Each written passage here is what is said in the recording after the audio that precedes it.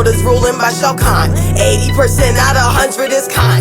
Really don't care about time, bitter like lime. Making sure victory mine. Got the fury like Luke Kane. Calling demands like the cues on your blade. Hold Johnny back so he stay in the cage. Raiding his mad, causing thunder and rain. Power and rage. Gotta make sure I'm staying with the mission. Fighting for the good, always cause ambition. Health bar full, I'm Hey, what's going on, you guys? It's your girl Tosh, aka Coco Bone, coming at you guys with not a reaction but another review video, and this is to Baddies South episode 12. And I just wanted to make like a little unpopular opinion real fast because I kind of meant to mention it in the last review. Am I the only one that noticed that Slim looked like Smeagol from off of Lord of the Rings? Like, I don't know if she was going through a breakout or something, but she looked kind of crazy. Sis was going through something because she needed to get all that together, okay? I'm sorry, I know that sounds mean, and I know we just first in, but honey, I just had to say that. And I normally think Slim is a pretty girl, but for some weird reason, just within that scene, she was giving Smeagol vibes from Lord of the Rings. I don't know why, but that's just my personal opinion. And it's a joke. If you're too sensitive for that, please exit stage left and never come back. But anyway, you guys, I am so happy to be talking with y'all again. I always enjoy getting on this camera and making videos and, you know, having you guys enjoy my shit talking and my opinion, okay? So I don't got too much more else to say. I just want to go ahead and get into this review, but let's go ahead and get into this review. So in the first scene, we're picking off from where we last left off, which was Chrisean getting arrested finally by the bounty hunters / police, and everyone was feeling kind of sorry for her except for Persuasion. Like, at first she showed the real her, you know, talking her shit in the confessional, talking about, you know, she would have taken care of her responsibilities. Is when that happened. I definitely feel that Persuasion was really happy about this, just a little bit, you know what I'm saying? Just a little bit, just for the simple fact that she got put in the sink by Chrisean. But then she followed by in another confession saying that she admits that even though that they don't like each other, you know, she still think it was kind of fucked up that she got arrested. But I don't know, to me, I kind of felt like she realized like what she said was fucked up, so then she gonna try to flip it and switch it up. Like, Persuasion, you gotta be a Gemini. Like, you're giving Gemini vibes. Like, I'm sorry to all the Geminis. Like, I know y'all about to be mad as shit, but I'm sorry, she is giving Gemini vibes because it's like 1 minute you feel this way, but then on the flip side you feel this way. Like, sis, pick a feeling. Pick a feeling, Persuasion. But yes, like, you know, they're just basically recapping about what happened to Chrisean at this point. So in the next scene, that's when we see all the girls, except for Chrisean, of course, on the bus, getting ready to travel to the last city, which is Houston, Texas. And they're just, you know, recapping and talking about the whole situation with Chrisean. And, you know, I did agree with Scotty when she was mentioning in her confessional how it's very traumatizing for a woman to go through that. Because sometimes I feel like for us women, like, and especially in America, women over in different countries are more feminine and they're a little more like laid back. They don't really try to be so into the whole dominant thing, how the way us American women are. Like, a lot of us American women, we have our freedom. So, you know, sometimes we be trying to put ourselves in a man position until we actually be in a man position, and now we turn back into a woman and we need some damn help. You know what I'm saying? So that's a whole nother story for another time. Saying all that to say, Chrisean shouldn't have went through that. You know what I'm saying? All she did was just stole the nigga car. Damn, and it was her nigga. Y'all acting like she did that shit to a stranger. Like, the fuck? So yes, in my opinion, she should not have went through that. And then they threw the blanket over her head, as Rolly was talking about. Like, I just felt like they just did the absolute most. Like, they really did not have to do all that. So in the next scene, that's when the women finally arrive to the last final house of the Baddies South trip and the Baddies South show, which is to Houston, Texas, okay? And honey, this house is supposedly haunted. Ain't no way in hell my black ass would be staying in no haunted, pretty ass mansion, okay? You got me fucked up, okay? My ass would have went to a hotel just like that. I just would have get the fuck on. You feel what I'm saying? Like, Fuck out of here with that bullshit. But yes, Jayla in her confessional is mentioning how the house is haunted, and she's kind of excited because she's into all the spiritual tarot card reading shit. Looking like a beautiful, sexy slave master that just came from off of the cotton field, okay? I don't know what the fuck she is wearing in this confessional. Someone please explain to me why she thought this shit was sexy. Jayla, I don't care how pretty you are. I don't care how banging your body is, but sis, take that shit off.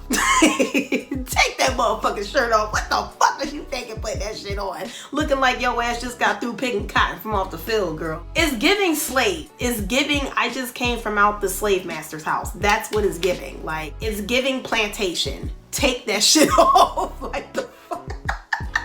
So as they enter the house is giving vintage. I mean, I must admit, it is a nice house. Well, upstairs is. I don't know about downstairs of all that Masonic checkerboard pillagram shit. But the house is, you know, overall cute. It definitely looks like a mansion. It's giving mansion vibes. But however, the girls are very curious to see if this house is going to be normal or they might have to call Ghostbusters. Okay, so we shall see. So in the next scene, that's when you see all the girls checking out their room, and finally all the rooms look fucking great. They look amazing. Like, for once, they was not in a weird ass bunk bed Dracula having ass room. You know, don't let me get started on that room that Bree was given with that nut ass about to wake up from the coffin, you know, Night of the Living Dead having ass room. You feel what I'm saying? That shit was creepy as fuck. But anyway, you guys, staying back onto the show, everybody's rooms look amazing. They look great. So that is love. Zeus Network did a great job picking this house in Houston. It's about time. Because all the rest of the houses, I mean, the one in North Carolina was pretty cool too. But that bunk bed situation, that shit wasn't given. But otherwise than that, I'm very happy that their last house is actually really a dope house to stay in. So in the next scene, that's when you see Persuasia, Bree, and Ann all out on the patio having a conversation while smoking a fat ass Dutch. Damn, I'm jealous because that shit looks good. I would love to be smoking right now. But anyway, that is another story for another time. And they're just basically, you know, recapping about the fight that was going on between Rolly and Natalie. Honestly, nobody really kind of cares about what they're talking about. So moving on to the next scene. So in the next scene, that's when we go to this very produced, set up, having ass scene between Slim and Scotty. And these two are also smoking a Dutch while recapping about the incident that happened in New Orleans between Natalie and Rolly, and also between Slim herself with Krishan before Krishan got arrested. And you know, honestly, Slim was giving scaredy cat vibes because honestly, come on, let's be real. Slim, you was buck and tough on your season of One More Chance. You always had an attitude with everybody. You was so quick to rumble everybody. What changed now, boo? Are you now switching up your character because you have met your match? You talking about your confessional that Natalie had met her match. You met your match with Krishan because she whooped your ass at least about 2-3 times, boo. You got beat up so many times by Krishan, I done lost count. I was very shocked to see how Slim was not trying to fight Krishan for the simple fact that on her initial season of One More Chance, that's all she tried to do was fight everybody. She always had an attitude. She always had a mouth. Everybody always think I got an attitude in the mouth. Slim beats the cake. She makes me look like a saint. So with that being said, stop being so scared when it comes to Krishan, Slim. You didn't want to fight Krishan because she got hands. She got way better hands than you because your hands suck. Like, I appreciate the fact that you're not a punk, but I don't like how you don't know how to fight, Slim. You need to take some self-defense classes or something, boo, or some boxing classes. You know how to jab, you know, boop, boop, little uppercut, boom. Cause your ass, you just run and just, you always try to pull, you always pulling hair, Slim. And that's it. I don't see a punch. I don't see a kick. I don't see a scratch, an uppercut, nothing, bitch. Like, what are you doing? And then with Scotty is over here doing the best she can to look like a fucking black girl with this nut ass bonnet on and the big ass you know what? Never mind. We ain't gonna get into cultural appropriation. That's another topic for another time. But yes, y'all, both of these bitches is irking me in this scene. They just basically talking about the fight that was going on in New Orleans between Slim and Krishan and Rolly and Natalie. And we just gonna move the fuck on because they getting on my fucking nerves. Oh my God, y'all. I really have skipped over the part where Krishan had got out of jail, or Blueface bailed her out of jail, and then Rolly and Natalie had made up. But that was really it for those scenes. It wasn't that much to talk about, but my fault for skipping those. I was just trying to hurry up and get through this review. So in the next scene, that's when we see Jayla on her spiritual tip, going around the house looking like a sexy ass ghost in that all white, saging the whole entire house. And she's saging all the girls, and that's when she goes over to Persuasion Room. And interestingly enough, she got very emotional and started to fake cry because I didn't see a tear. I didn't see no tears at all. Like, she was acting like she was crying. And honey, Rolly was not going for it. Like, she even said in her confessional, like, she was like, is there a tear? No? Oh, you're faking? Oh, okay. Like, I thought it was funny because I felt the same way. It's like, bitch, we don't see you crying. Like, you're putting on a fucking front right now for the camera. Like, I mean, she was like accurate about Persuasion's energy, but sis, you ain't had to pretend like your ass was crying. Like, you just could have been like, yo, oh my God, Persuasion, like, I feel that ball of fire in you. Like, you be holding on to stuff, girl. instead of like, Persuasion, like, it's like you just got that ball of fire. Like, I like Jayla, but sometimes she's just a little too like dramatic for me. Like, she just be kind of doing the most sometimes. Like, it really don't be that fucking deep. Like, she's really like animated. That's the word I'm looking for. She could sometimes come across as animated to me. But yeah, I just thought that scene was fucking funny. So y'all, in the midst of this scene, right, I happened to peep after when Rolly got through calling out Jayla for fake crying. You can see her in the back and she eyeballing the shit out of her. Like, she giving her that look like, bitch, you know I know that you being fake, right? You know that I know you putting on for the cameras, right? Bitch. yo, I ain't gonna lie, that fucking part was funny as fuck because she knew she was on some bullshit. And just the fucking face expression, the face expression for me is killing me. Like, I can't. It's the face expression for me. Surprisingly enough, Jayla was nice enough to give Rolly a hug, even though that she put the smack him down on her ass. And the girls basically had a little kumbaya moment after this whole sage thing. In the next scene, that's when we see all the rest of the girls on the balcony, basically just recapping about their experience with each other in all the houses of down south. And they're about to get ready to go to Anthony's party. Anthony from Bad Boys. Shout out to us stubborn bulls. He's a tourist like myself.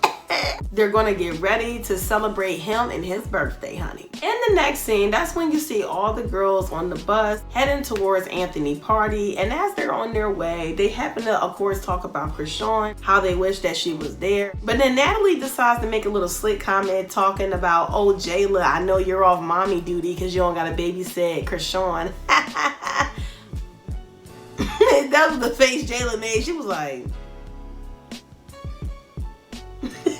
see, Natalie, she is so fucking Hollywood. It's like one minute you're dick riding everybody, but then the next minute you got an issue and you want to make little slick ass like, I don't like women like that. It's like, girl, like, you either miss Krishan or you don't. Like, why are you over here throwing shade talking about, oh, well, you not babysitting no more? And I know it wasn't, I mean, to some people, they take it like, oh, she was just joking, but I don't know. To me, you gotta read in between the lines, because people do be throwing little slick ass comments, and you know, they be thinking you don't peep that shit. But Jayla peeped that shit. That's why she was just like, like, she was just like, okay, like, what the fuck you want me to say? I'm not gonna diss her like while she's not here. Like, the fuck. But yeah, anyway, they're on their way to the party. So in the next scene, that's when we see all the girls finally arrive to Anthony's party, and his party is the fuck lit. Okay, when I say lit, honey, I mean lit. Like, it is just everything. Like, okay, Anthony, you is good at your little promoting. You know, the last party on your actual season, I don't know about that one being lit, but this one at your party, yes, honey, you did your thing. And even Yoda looked for one more chances there as well, twerking on somebody, honey, in the corner. But yes, like, they is about to have a good time, because that pool party looks like an amazing fucking time. I wish my ass was there. But in the last scene, that's when you see somehow, some way, I have no idea how, but somehow, some way, honey, motherfucking Sydney No Star shows up, and she is now stalking the cast again, and she is crashing their vibe in their party again. And ladies and gentlemen, that is the end of this episode. I really hope you guys had enjoyed this review. Please make sure to like, comment, subscribe, share, show your girl some love, help your girl get to 3,000 subs.